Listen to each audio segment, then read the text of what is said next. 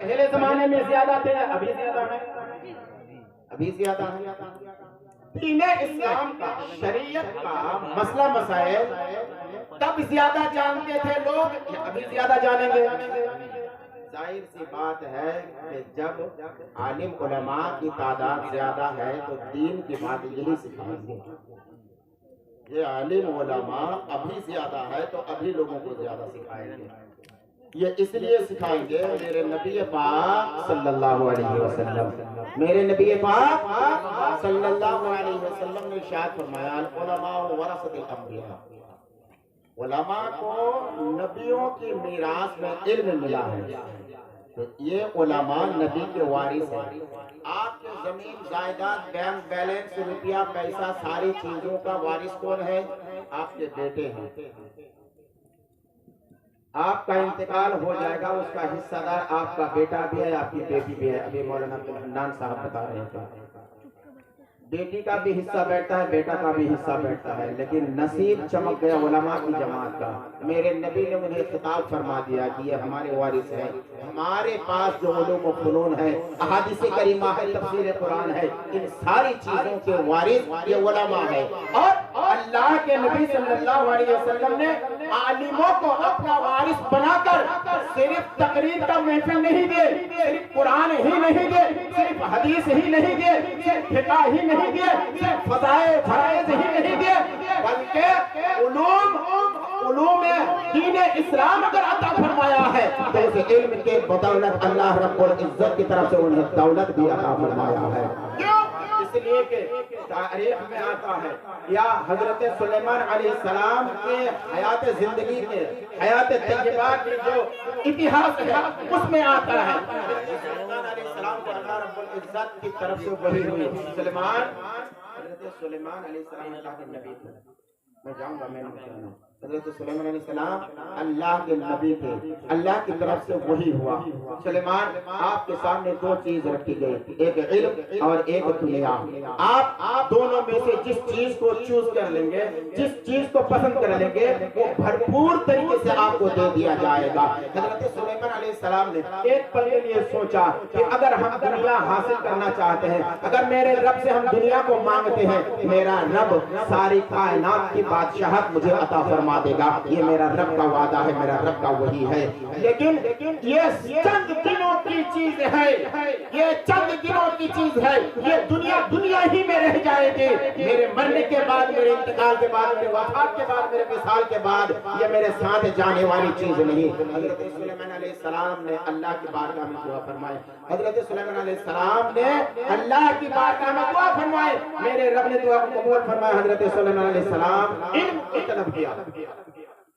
मेरे रब ने वही फरमाया, सलमान बाकी रहने वाली चीज को तूने तलब किया है, जा उसके वसीले से मैंने तुझे इल्म भी दिया और इल्म के वसीले से पूरी दुनिया की हुकूमत भी तुझे अता कर दिया। सुलेमान अलैहिस्सलाम, हजरत सुलेमान अलैहिस्सलाम को सारी इल्म भी दिए गए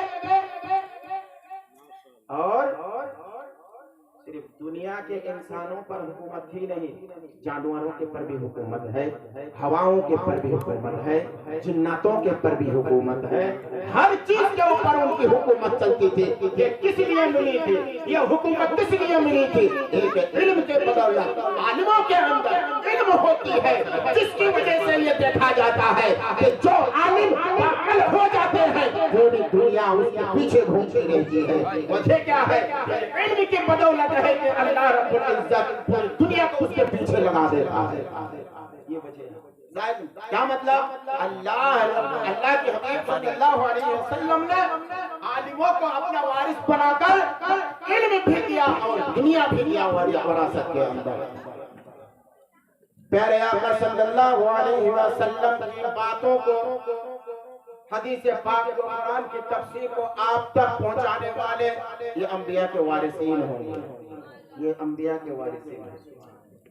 अब कहने का मतलब ये है कि जब इस जमाने में ज्यादा आलिमों की तादाद है, आलिम उलमा ज्यादा है, जाहिर सी बात है हम कुरान की तालीम भी ज्यादा पाएंगे।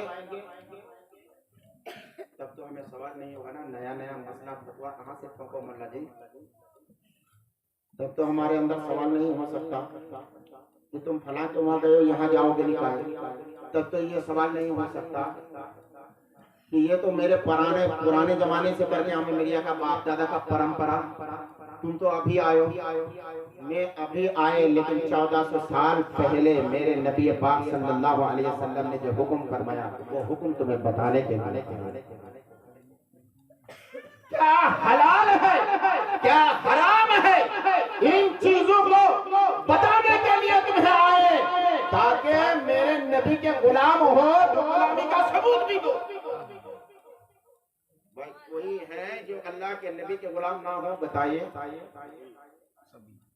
ये छोटे बच्चे भी हैं तो ये बूढ़े भी हैं, जवान भी है, ये नौजवान भी है, पुराने जवान भी है।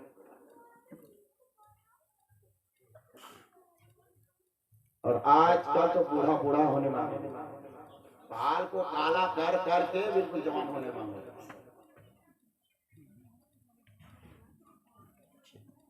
ये भी कोई मसला है? पूछिए, आलिम उलमा बैठे हुए हैं।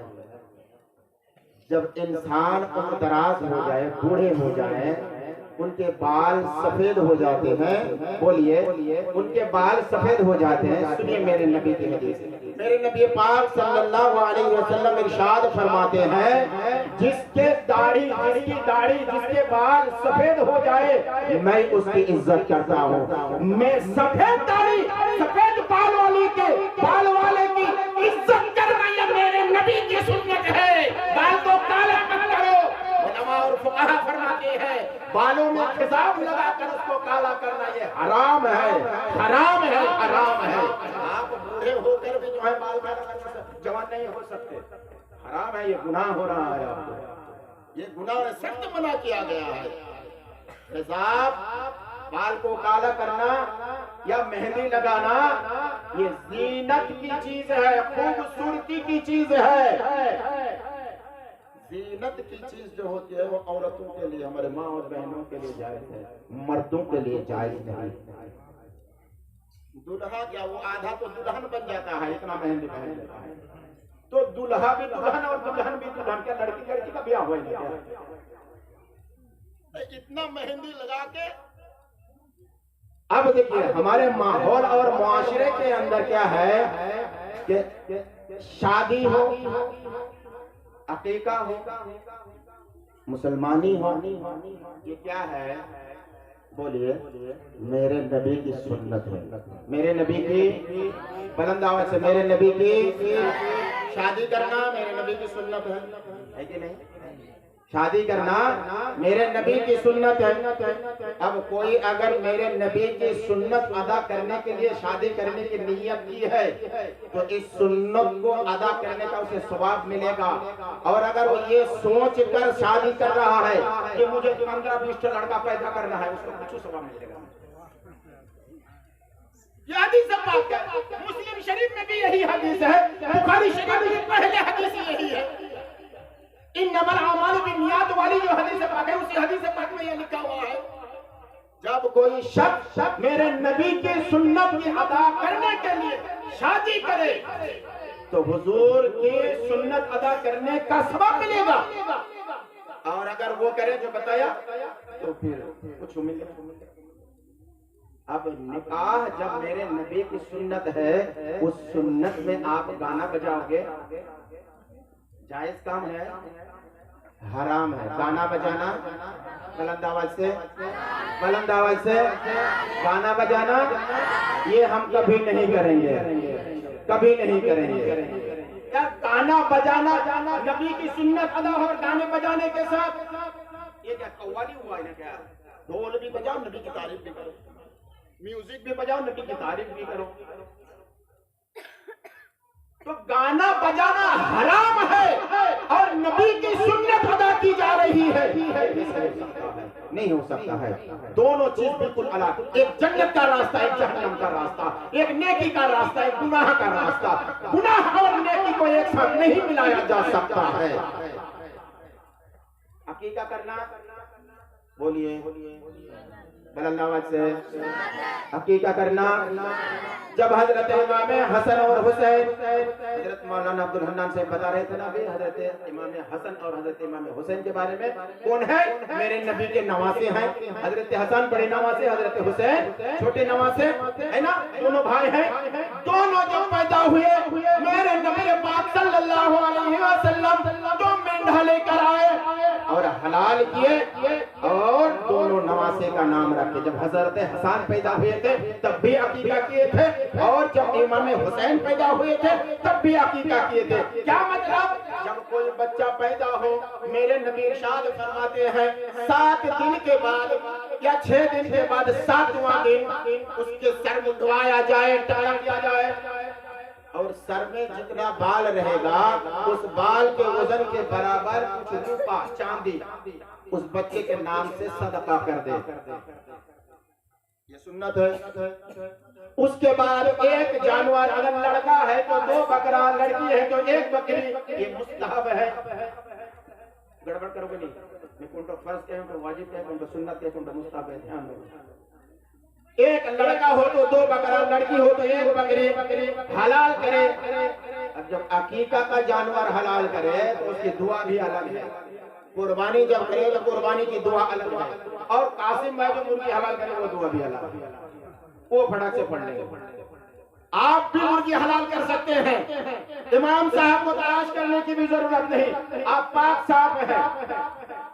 बिस्मिल्लाह अल्लाहु अकबर बोले और मुर्गी के गले में छुरी रखें, बिस्मिल्लाह अल्लाहु अकबर बोले, बिस्मिल्लाह अल्लाहु अकबर। आर पार अगर हो जाए तो भी मुर्गी हलाल है। मौलाना साहब पूछ लीजिए, बाद में मुझे पकड़ोगे नहीं। अगर आर पार हो गया मुर्गी का माथा बॉडी से तो भी हलाल है। क्यों हलाल है? इसलिए कि बिस्मिल्लाह अल्लाहु अकबर कहा गया है। औरत ज़बह करे तब भी हलाल है, मर्द ज़बह करे तब भी हलाल है। डर टूट गया नहीं तो मैं करूंगा, तुम काट दो ना मुल्ला जी। अरे मोल्ला डॉक्टर कहते तुम्हारी मुर्गी मर जाएगी, तो ये तो अपना लॉस हो गया। क्या मतलब? सिर्फ और सिर्फ सीखने वाली बात बताऊं, जो बताऊं सिर्फ सीखने वाले। मर्द भी मुर्गी हलाल कर सकता है बिस्मिल्लाह अल्लाहु अकबर बोल के, और औरत भी मुर्गी हलाल कर सकते हैं बिस्मिल्लाह अल्लाहु अकबर बोल के। समझ गया? कोई छोटा बच्चा था, पूछा गया कि मुर्गी जब अगर दुआ बोल तो बोले मुर्गी हलाल कर दुआ बोल, बोलते कि चकचके छुरी लकलके धार पलटी मुर्गी अल्लाहु अकबर। अरे बाप रे, ये बार क्या बोलता है? अरे चकचके छुरी लकलके धार पलटी मुर्गी अल्लाहु अकबर। बेवकूफ, ऐसा नहीं है। बिस्मिल्लाह अल्लाहु अकबर बोल, पलटी मुर्गी अल्लाहु अकबर नहीं, ऐसा नहीं होता। तो बात क्या है कि आप कोई भी हलाल कर सकते हैं, कोई भी हलाल कर सकता है, हर एक का हलाल किया हुआ हलाल है। शर्त यह है कि वो मुसलमान हो, सुन्नी सही हो, अकीदा हो, वहां भी देवबंदी नेचरी कादियानी खिचड़ी पुलाव जो भी है इनका ज़बीहा हलाल नहीं है। यह हम नस्ल के आला हजरत का मसला है, फतवा है, बयान है, तकरीर है और हम अहले सुन्नत का यही अकीदा है। क्या बता रहा था? अकीका करना सुन्नत है। जब उस सुन्नत को अदा किया जाए तो डीजे नहीं बजना चाहिए, गाना नहीं बजना चाहिए। सुन लीजिए, आपकी तकरीर हम बाद में सुन लेंगे, आप ही पहले मेरा सुन लीजिए। तो ये सब सुन्नत की अदायगी में गाना बजाना नहीं चाहिए। मुसलमानी ये क्या है? मुसलमानी जिसकी मुसलमानी होके रहे, अब जिसकी मुसलमानी पहले से होके है आप क्या करोगे? डबल करोगे ना क्या? मुसलमानी तो होके है। अब सुनिए क्यों मैं बताया। मुसलमानी करना हजरत इब्राहिम अलैहिस्सलाम की सुन्नत है। हजरत इसलिए कि जब मेरे नबी पाक हजरत मोहम्मद मुस्तफा सल्लल्लाहु अलैहि वसल्लम पैदा हुए थे तो मेरे नबी का खतना करने की जरूरत नहीं थी, मेरे नबी खतना शुदा पैदा हुए थे।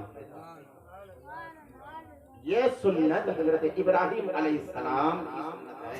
हजरत इब्राहिम अलैहिस्सलाम के जमाने से ये सुन्नत चली आ रही है। अब ये सुन्नत भी नबी की सुन्नत है। अब गाना बजाना करें, गलत गलत गलत, हराम हराम हराम। मैंने हलाल और हराम की ही बात बता रहा हूँ अभी तक, तो हमको नहीं करना है भाई। या तो फिर आप ये गाना बजाना ही कर लो, मिलाद फातिहा ना करो, या तो फिर मिलाद फातिहा करो तो कोई नेक काम करो, गाना बजाना ना करो। एक जाहिर सी बात है, अच्छे दिमाग से सोचिएगा। आखिरी बात बताने जा रहा हूँ। होता क्या है, हमारे घर में शादी है, धूमधाम लाइटिंग वाला हम कुछ भी लगा दें, गाना बज रहा है भाई, पूरा घर तो गाना का ही घर हुआ ना, अब क्या बोलेंगे। अब उसी में आके जब इमाम साहब को कहा गया कि आप मिलाद पाठ पढ़ दीजिए या फातिहा कर दीजिए, मैं फातिहा करने के तो फातिहा करने के बाद तो हम हाथ उठा के करेंगे नहीं, हम आपके लिए दुआ मांगेंगे। तो हम क्या दुआ मांगे, हम आपकी भलाई की दुआ मांगेंगे और हम खुद बुराई कर रहे हैं। ये क्या मेरा मजाक उड़ाया जा रहा है? हम आपकी भलाई की दुआ अल्लाह की बारगाह में हाथ उठाकर मांग रहे हैं। आपकी भलाई की दुआ अल्लाह की बारगाह में हाथ उठाकर दुआ मांग रहे हैं, और हम है कि जो है वहाँ डीजे लगा के रहते हैं, गाना बज रहे हैं। तो बुराई हम खुद करें और अल्लाह जी तुम मेरे लिए भलाई का दुआ करो। मैं भला भला प्लेट मोल के लेके आए हैं, अरे जब दे दे तुम छादा करो, ठीक का ठीक नहीं। तो अब गाना बजाना भी है और वहां जाके मिलाद और फातिहा भी करनी है। दिल से दुआ निकलेगी, आप बताएं। तो ऐसा नहीं करना है। आखिरी बात, जब हमारे बच्चे पैदा होते हैं तो छठी भाई, जिसका जैसा पैसा उसकी उतनी मोटी छठी होती है। छठी का क्या है, बच्चे कितने दिन के होते हैं आप बताएं, आप लोगों का माँ बना, बच्चे कितने दिन के होते हैं छठी में? बोलिए, बच्चे कितने दिन के होते हैं? 6 दिन के बच्चे की शुरुआत, 6 दिन के बच्चे की शुरुआत घर में गाना बजाने से हो रहे हैं। उस बच्चे की आगे की लाइफ क्या होगी, गाने बजाने में जाएगी या नेक काम में जाएगी? आप बताओ, आपके ऊपर विचार छोड़ दिया।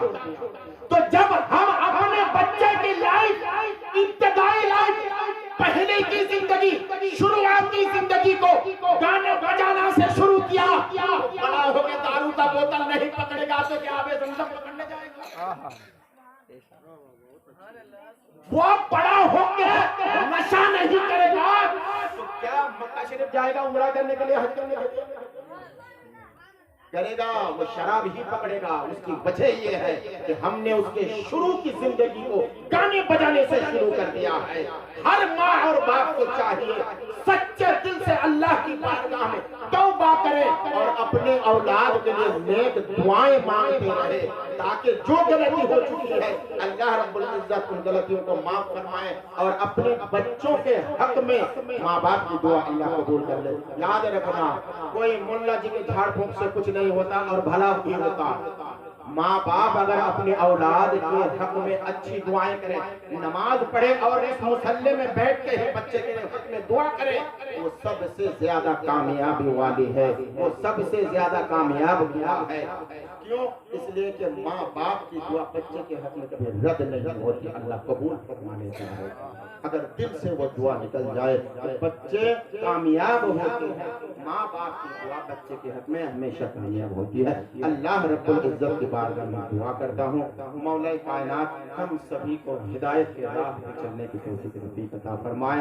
अस्तगफिरुल्लाह, अस्तगफिरुल्लाह रब्बी मिन कुल्ली ज़ंबिन व अतूबु इलैहि, अशहदु अल्ला इलाहा इल्लल्लाहु वहदहु ला शरीका लहु व अशहदु अन्ना मुहम्मदन अब्दुहु व रसूलुहु।